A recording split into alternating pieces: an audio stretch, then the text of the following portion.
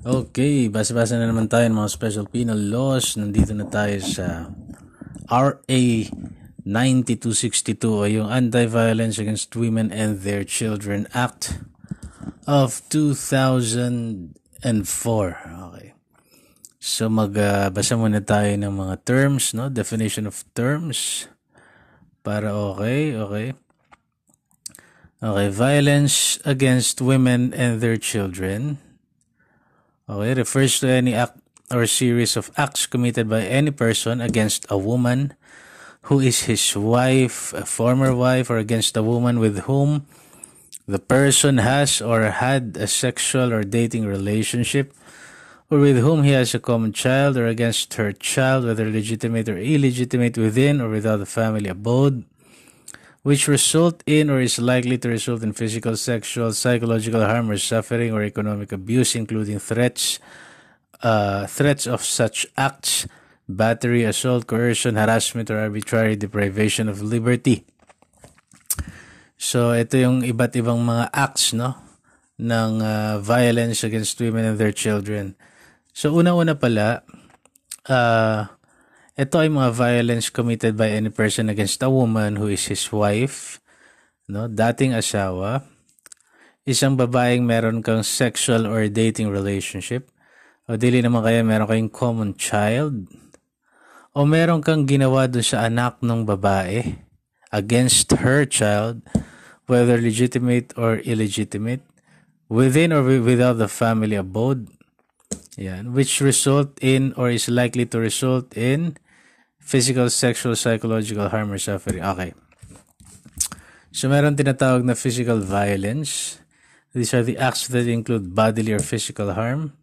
Sexual violence refers to an act which is sexual in nature committed against a woman or her child. It includes, but is not limited to, letter A, rape, sexual harassment, acts of lasciviousness, treating a woman or her child as a sex object, making demeaning and sexually suggestive remarks, physically attacking the sexual parts of the victim's body, forcing her or him to watch obscene publications and indecent shows, or forcing the woman or her child to do indecent acts and or make films thereof, forcing the wife and mistress or lover to live in the conjugal home or sleep together in the same room with the abuser.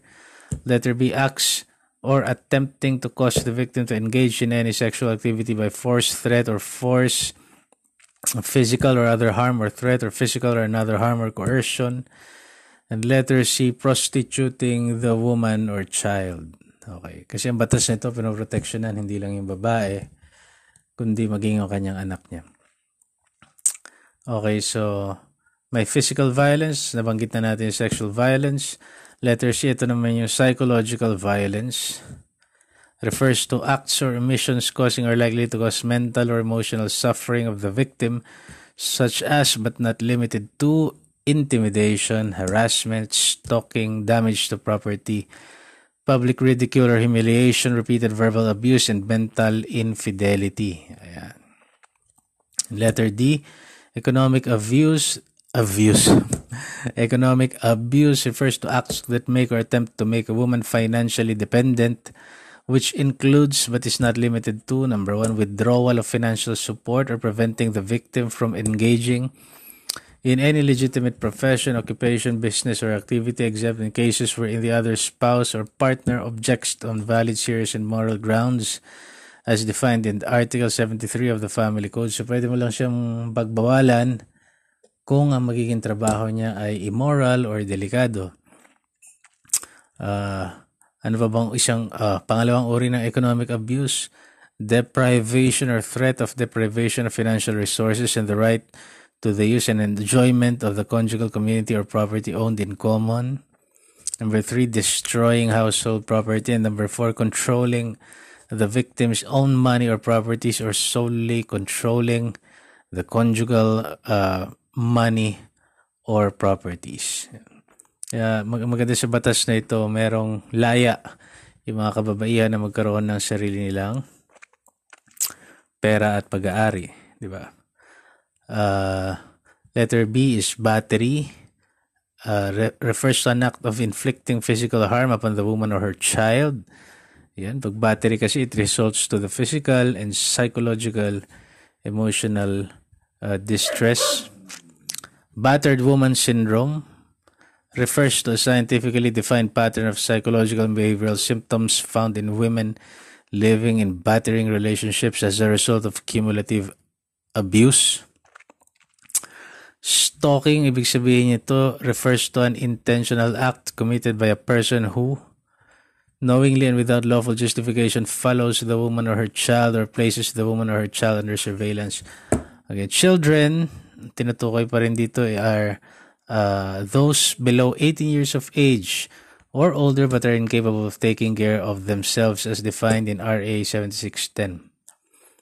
Okay, safe space or shelter refers to any home or institution maintained or managed by the DSWD or by any other agency or voluntary organization accredited by the DSWD for the purposes of this act. Ayan.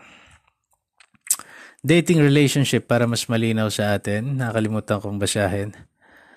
So kasi 'di ba, doon sa meaning niya is hindi lang legal na asawa Hindi lang yung may anak kayo, hindi lang yung may sexual relationship kayo, kundi yung mga krimen na pwede mong gawin sa isang babae na meron kayong dating relationship. So dating relationship for the purposes of this act refers to a situation wherein the parties live as husband and wife without the benefit of marriage or are romantically involved over time and on a continuing basis during the course of the relationship. A casual acquaintance or ordinary socialization between two individuals in a business or social context is not a dating relationship. So magjowa kayo, ganun lang. Magjowa kayo, hindi man kayo mag-asawa, hindi man kayo legal na mag-asawa, pero naniniwala na magka-live-in kayo or are romantically involved over time and on a continuing basis. Okay. Yun ang ibig niya sabihin sa dating relationship. Okay. Section 5, ito. Ito yung mga pinagbabawal na, ito yung mga magko-constitute ng krimen dito o paglabag sa RA 9262. So, Section 5, Acts of Violence Against Women and Their Children. Okay. So, the crime of violence against women and their children is committed through any of the following acts. Letter A, causing physical harm to the woman or her child. Letter B, threatening to cause the woman or her child physical harm. So, yung causing sa pananakit mo sa babae at saka sa anak niya. Threatening to cause the woman or her child physical harm. Letter C, attempting to cause the woman or her child physical harm. Threat, attempt. Meron, ano? Letter D, placing the woman or her child in fear of imminent physical harm. Letter E, attempting to compel or compelling the woman or her child to engage in conduct which the woman or her child has the right to desist. Okay, this shall include yung threatening to deprive or actually depriving the woman or her child of custody to her or his family. Depriving or threatening to deprive the woman or her child of financial support legally due her or her family. Depriving or threatening to deprive the woman of her child of a legal right. Number 4, yun nga, yung preventing the woman in engaging in any legitimate profession, occupation, business, or activity. Ayan. Letter F, inflicting or threatening to inflict physical harm on oneself for the purpose of controlling her actions or decisions. Magpapakamatay ako kung iiwan mo ako. Magpapakamatay ako kung magsusumbong yung anak mo na ginagahasa ako siya. Ayun. Ayun yung nagtithreat ka para makontrol mo sila, mamanipulate mo sila. Letter G, causing or attempting to cause the woman or her child to engage in any sexual activity which does not constitute rape. Letter H, engaging in purposeful, knowing, or reckless conduct personally or through another that alarms or causes substantial emotional or psychological distress to the woman or her child, kagaya ng stalking, peering in the window, or lingering outside the residence of the woman or her child. Yung kunwari may kursunada ang single mom, paikot-ikot ka ron. Number 3, entering or remaining in the dwelling or on the property of the woman or her child against her will. Destroying the property and personal belongings or inflicting harm to animals or pets of the woman or her child. And number 5, engaging in any form of harassment or violence. And letter I, yung causing mental or emotional anguish, public ridicule or humiliation to the woman or her child, including but not limited to repeated verbal and emotional abuse and denial of financial support or custody of minor children, of access to woman's child or children. So yun yung mga pinagbabawal dito na acts, no? Lahat ng uri ng pananakit, pang-abuso. Ayan, so meron tayong physical abuse, may economic abuse, may psychological abuse. Ayan, okay. May hinahanap lang tayong isa pang mahalagang provision dito. Sandali lang. Section 26. Yung battered woman syndrome as a defense. So victim survivors who are found by the courts to be suffering from battered woman syndrome do not incur any criminal and civil liability, notwithstanding the absence of any of the elements for justifying circumstances of self-defense under the revised penal code. In the determination of the state of mind of the woman who is suffering from battered woman syndrome at the time of the commission of the crime, the court shall be assisted by expert psychiatrists or psychologists. Yun ang battered woman syndrome. So, mahalagang paalala lang kung may makakabasa man ito mga kalalakihan, huwag kayong mananakit. And under Section 25, 9262 is a public crime. It shall be considered a public offense which may be prosecuted upon the filing of a complaint by any citizen, sinabi niya. Any citizen having personal knowledge of the circumstances involving the commission of the crime. So yung kapitbahay mo, binubugbog siya ng asawa niya, may personal knowledge ka, nakita mo, nakausap mo siya na personal knowledge ng pananakit sa kanya, you may file a case. Hindi kailangan siya o yung kaanak niya, o hindi kailangan biktima yung kaanak. So yun ang maganda rito. Okay, ang prohibited defense, maganda lang magbasa pa tayo ng iba. So under Section 27, being under the influence of alcohol or any illicit drug or any other mind-altering substance shall not be a defense under this act. Hindi mo pwedeng sabihin na, hindi ko sinasadyang saktan siya, lasing ako. Okay, magtungo na tayo sa isa pang special penal law. Yung tinatawag nating Anti-Wiretapping Act. RA 4200, Anti-Wiretapping Act. So under Section 1, it shall be unlawful for any person not being authorized by all the parties to any private communication or spoken word to tap any wire or cable or by using any other device or arrangement to secretly overhear, intercept, or record such communication or spoken word by using a device commonly known as a dictaphone or dictagraph or dictaphone or walkie-talkie or tape recorder or however otherwise described. Pinagbabawal yun. Pinagbabawal din yung knowingly possess any tape record, wire record, disc record, or any other such record of any communication or spoken word secured either before or after the effective date of this act. So retroactive, no? The use of such record or any copies thereof as evidence in any civil, criminal investigation or trial of offenses mentioned in Section 3 hereof shall not be covered by this prohibition. Okay. Wait. Yung paggamit ng record or any copies thereof as evidence in any criminal, civil, or trial of offenses mentioned in Section 3 hereof shall not be covered by the prohibition. So mamaya papunta tayo sa Section 3 kasi yung Section 3 pala yun ang hindi covered nung pagbabawal ng batas na ito.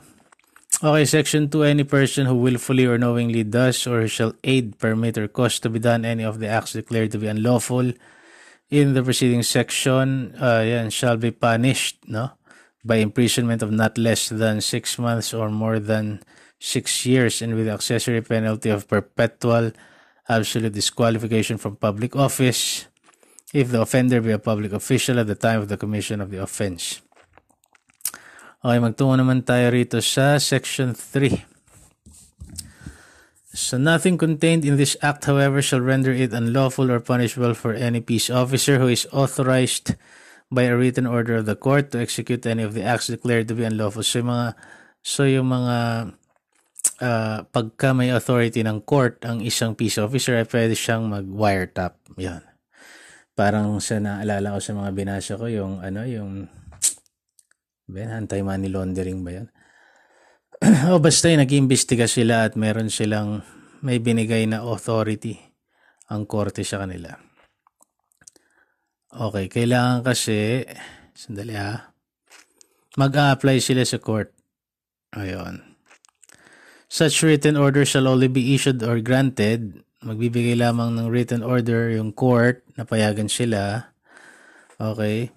Upon written application and the examination under oath or affirmation of the applicant and the witnesses he may produce, and the showing that there are reasonable grounds to believe that any of the crimes enumerated herein above has been committed. Yan ngang cases involving treason, espionage, provoking war and disloyalty in case of war, piracy, mutiny in the high seas, rebellion, conspiracy, and proposal to commit rebellion, inciting to rebellion, sedition, yung mga crimes against the republic, crimes against the nation. O kaya naman, upon application, there are reasonable grounds to believe that evidence will be obtained essential to the conviction of any person for or to the solution or to the prevention of any such crimes. Okay, reasonable grounds to believe na yung evidence na yun na kailangan niya mag-wiretap. And number 3, that there are no other means readily available for obtaining such evidence. So, kailangan walang ibang means except mag-wiretap ka. Okay. So, yung court na magbibigay ng order para payagan sila na mag-wiretap shall be yung court of first instance within whose territorial jurisdiction the acts for which authority is applied for are to be executed. Okay. Alam ko RTC yan Regional Trial Court. Okay, Section 4, any communication or spoken word or the existence, contents, substance, purport, effect, or meaning of the same or any part thereof or any information therein contained, obtained, or secured by any person in violation of the preceding sections of this act shall not be admissible in evidence in any judicial, quasi-judicial, legislative, or administrative hearing or investigation. So, yung mga nakuha mong recordings, usually recording na ngayon yan kasi may cellphone ka, nirecord mo yung phone conversation nyo or vinidyo mo, shall not be admissible. Yun ang sabi nila Okay, pero ang pinag-usapan naman kasi dito is wiretapping no? Yun naman yung to tap anywhere or cable by using any other device secretly over here. Siguro hindi kasama yung video. I think video is admissible, no? Kasi ang hirap naman, what if, di ba, may dashcam ka, hinaharas ka ng isang officer, o mayroong crime na naganap, di ba? I think it's admissible. Ang hindi lang admissible yung pagtatap, yung secretly over here, intercept, or record. Any communication or spoken word by using a device, di ba? Mga tape recorders, ganyan.